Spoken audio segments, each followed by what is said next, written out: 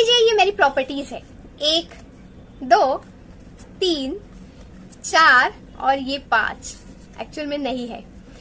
तो ये प्रॉपर्टीज मुझे किसी और को सेल करनी है, तो ये पहली प्रॉपर्टी जो है ये मैंने मिस्टर ए को सेल कर दी।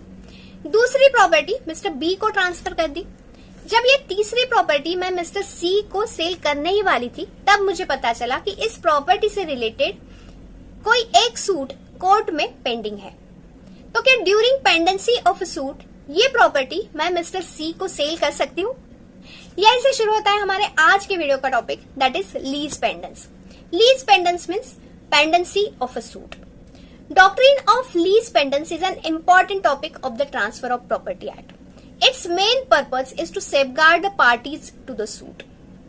Section 52 of the Transfer of Property Act ये बताता है कि एक प्रॉपर्टी है, उस प्रॉपर्टी से रिलेटेड कोई भी सूट पेंडिंग है कोर्ट ऑफ लॉ में, तो जब तक वो सूट कोर्ट ऑफ लॉ में पेंडिंग है तब तक वो प्रॉपर्टी किसी और को ट्रांसफर नहीं हो सकती है।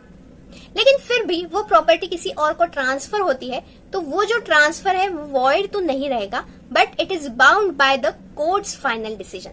मतलब कोर्ट का जो फाइनल डिसीजन रहेगा उसके हिसाब से वो प्रॉपर्टी किसे ट्रांसफर हो सकती है ये डिसाइड हो सकता है। इसे एक एग्जांपल के साथ समझते हैं। ये है मिस्टर ए और ये है मिस्टर बी। दोनों के बीच में प्रॉपर्टी रिलेटेड एक डिस्प्यूट चल रहा है और कोर्ट में एक सूट पेंडिंग है। तो जब तक ये सूट पेंडिंग है तब तक मिस्टर ए या मिस्टर बी वो प्रॉपर्टी किसी और को ट्रांसफर नहीं कर सकते। अगर उन्होंने वो प्रॉपर्टी किसी और को ट्रांसफर कर दी तो वो जो ट्रांसफर है वो वॉइड नहीं रहेगा, but it is bound by the courts final decision. मतलब कोर्ट का फाइनल डिसीजन आने तक उन्हें वेट करना पड़ेगा और उसके हिसाब से वो प्रॉपर्टी किसी को ट्रांसफर हो सकती है या नहीं ये डिसाइड होगा। और एक एग्जाम्पल लेते हैं। ये है लैंडलॉर्ड और ये है टेनेंट। इस लैंडलॉर्ड ने इस टेनेंट के अगेंस्ट एविक्शन सूट फाइल किया है। तो जब तक ये एविक्शन सूट कोर्ट में पेंडिंग है तब तक ये लैंडलॉर्ड वो प्रॉपर्टी किसी और को रेंट पे नहीं दे सकते। इसे बोला जाता है डॉक्ट्रिन ऑफ लीज पेंडेंस। तो क्या है इसके essentials? First, suit must be pending in a court of law.